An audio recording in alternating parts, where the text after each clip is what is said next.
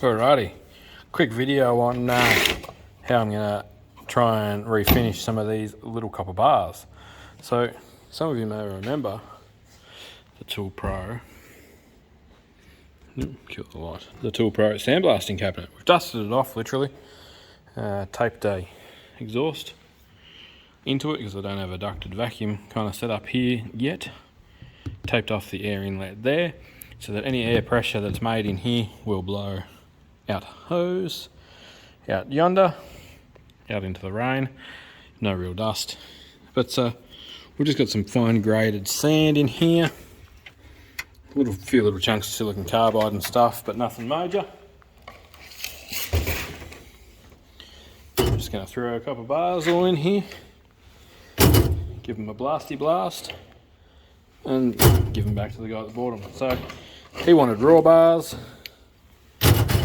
Whoever is selling the bars I've made to wanted raw bars, and they decided that they liked the shiny ones I gave them the first time. So we're going to blast them up, make them look pretty, and send them on their way. I was doing this with a wire wheel. As you can imagine, that's not overly quick. Let's get the air compressor hooked up. So over there I have my silenced compressor. In here we have our bars. So we can do this one-handed for a bit. Oh yeah.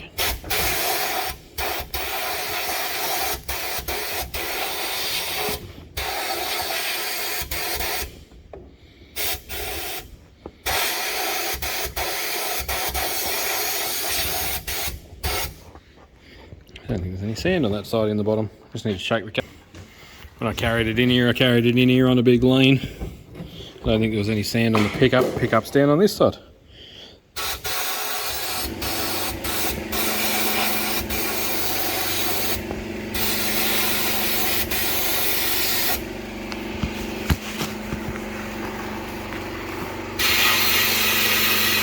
So what we're trying to do is get rid of all the scale.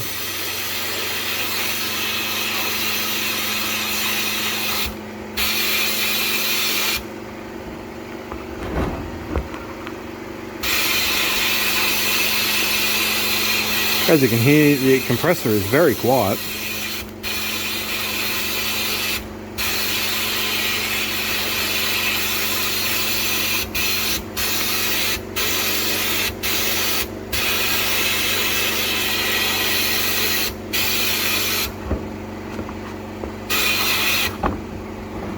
Let's just get one done so we can pull it out and have a look.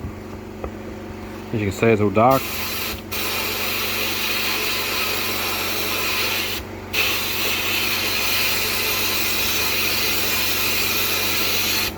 And this is old sand, this stuff. Like, this is like some of the original.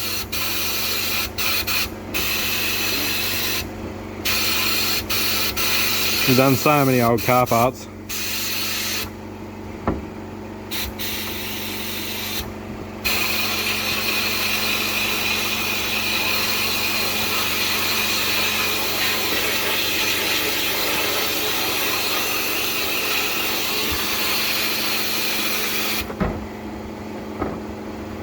It's all that scale from the actual being on fire process, because that's what I said to the bloke. I said these are, 1300 Celsius these have been exposed to.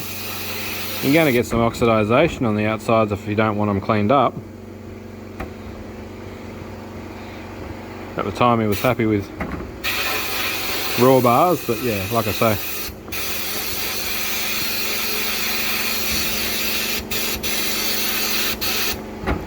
grab that one out there.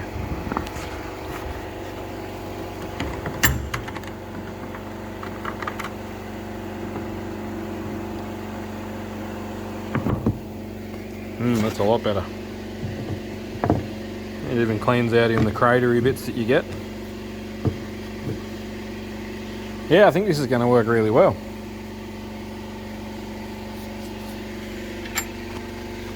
So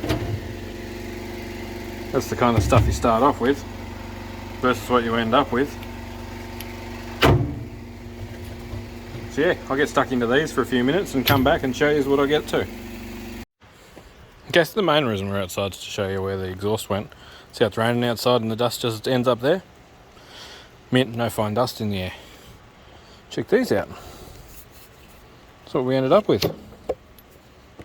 Bit of porosity in some of them, just where they've been really hot when they've been poured. But they are copper and all copper.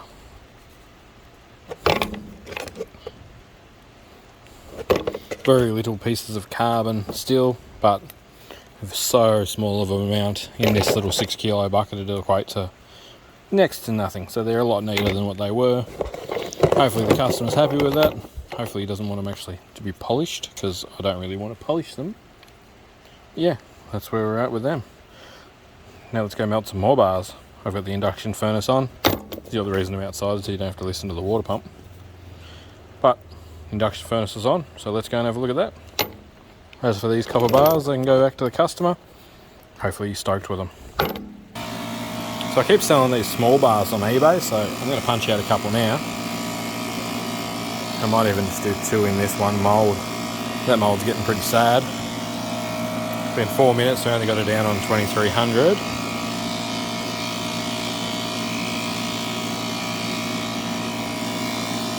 It's quite warm in there. Water cooler's working.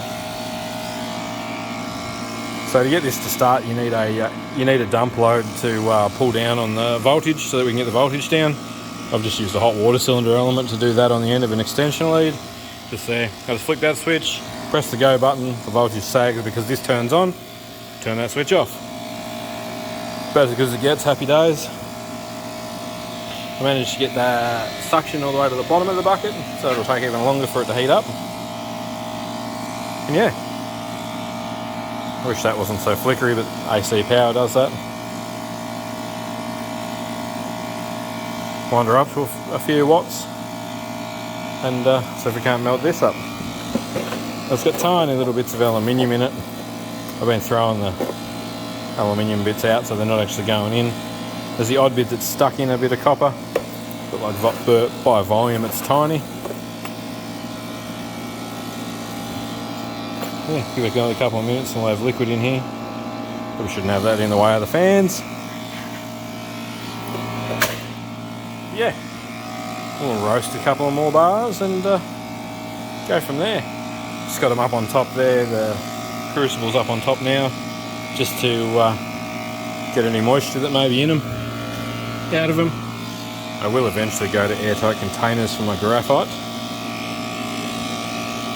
because the graphite does not love moisture. Sit them two there. As you can see, we've got our pot melting. It's starting to glow in there, so it'll be well and truly hot enough in a minute.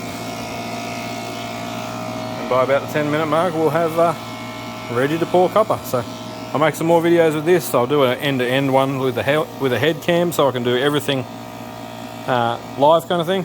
Pour a kilo bar maybe. I'll see if I can't get that done tonight. But for now, thanks for watching. Turned it up to 4K. It goes to 5500s, but yeah, I don't know if I want to do that.